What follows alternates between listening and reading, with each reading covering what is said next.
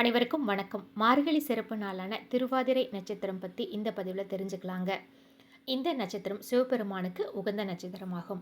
திருவாதிரை தினத்தன்று விரதமிருந்து சிவபெருமான பூஜை செஞ்சு வழிபட்டால் நல்ல கணவர் கிடைப்பார்.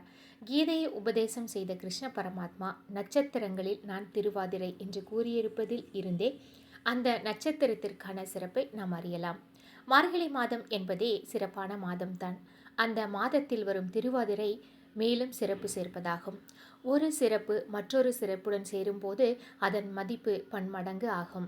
ஆகவே மார்கழி மாதத்தில் வரும் திருவாதிரை நட்சத்திரத்தில் சிவன் கோவில்களில் நடைபெறும் ஆருத்ரா தரிசனம் பன்மடங்கு பலன்களையும் நலன்களையும் வளங்களையும் வாரி வழங்கும் வழிபாடாகும்.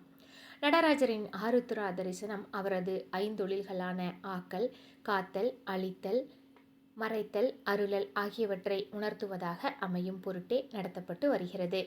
ஒரு நாள் மகாவிஷ்ணு பார்க்கடலில் ஆதிசேஷன் மீது பள்ளி கொண்டிருந்தார். விஷ்ணுவின் பாதங்களில் அமர்ந்து தனது சேவையை செய்து கொண்டிருந்தாள் லக்ஷ்மி தேவி. கண்களை மூடியபடி இருந்த திருமால் திடீரென்று ஆஹா, அற்புதமான காட்சி என்று மனம் உருகி சத்தம் போட்டார். அவரது இந்த நிலையைக் கண்டு ஆதிசேஷனும் மகாலட்சுமி தேவியும் ஒன்றும் புரியாமல் திகைத்தனர். கண் விழித்து பார்த்த மகாவிஷ்ணுவிடம் தங்களின் சந்தேகத்தை ஆதிசேஷனும் மகாலட்சுமியும் கேட்டனர். சுவாமி, என்றும் இல்லாத திருநாளாக இன்று நீங்கள் மனமுருக அற்புதம் என்று கூறியதன் பொருள் என்ன என்றனர். திருவாதிரை நாளன்று சிவபெருமான் ஆடிய ஆனந்த தாண்டவத்தை என்னுடைய ஞான கண்ணால் பார்த்தேன். அதை கண்டு மெய் சிலிர்த்ததால் தான் அவ்வாறு கூறினேன் என்றார் மகாவிஷ்ணு. மேலும் அவர் சிவபெருமானின் ஆனந்த தாண்டவத்தை பற்றி சொல்ல சொல்ல ஆதிசேஷனுக்கும் கூட உடல் சிலிர்த்தது. ஆதிசேஷனின் பரவசத்தை கண்ணுற்ற மகாவிஷ்ணு, ஆதிசேஷா, உனது ஆசை எனக்கு புரிகிறது. நீயும் சிவபெருமானின் ஆனந்த தாண்டவத்தை பார்க்க வேண்டுமென்றால் பூவுலகில் பிறந்து தவம் இருக்க வேண்டும். அப்போது அந்த அற்புத நடனத்தை நீ காணலாம். இப்போதே புறப்பட்டு போய் வா என்று கூறி விடை கொடுத்தார் மகாவிஷ்ணு. ஆதிசேஷனும் பூலோகத்தில் பதஞ்சலி முனிவராக அவதரித்தார். அவருடைய உடல் அமைப்பு இடுப்பு வரை மனித உடலும் இடுப்புக்கு கீழே பாம்பு தோற்றமும் கொண்டதாக இருந்தது.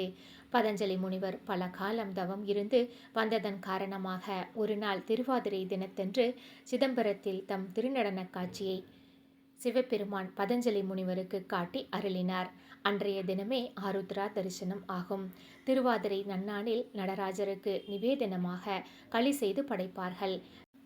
களி என்பது ஆனந்தம் என்று பொருள் தரும். அஞ்ஞானம் அகன்று மெஞ்ஞானம் தோன்றிய நிலையில் ஆன்மா ஆனந்த நிலையில் இருக்கும்.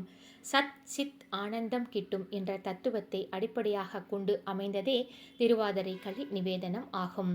மார்கழி மாத திருவாதிரை தினத்தன்று விரதம் இருந்து சிவபெருமானை பூஜித்து வழிபட்டால் நல்ல கணவர் கிடைப்பார், தாலி பயன் பெருகும், பாவங்கள் நீங்கும், அறிவும் ஆற்றலும் கூடும் என்பன போன்ற எண்ணற்ற பலன்களை கொடுக்கும் விரதமாக இது உள்ளது.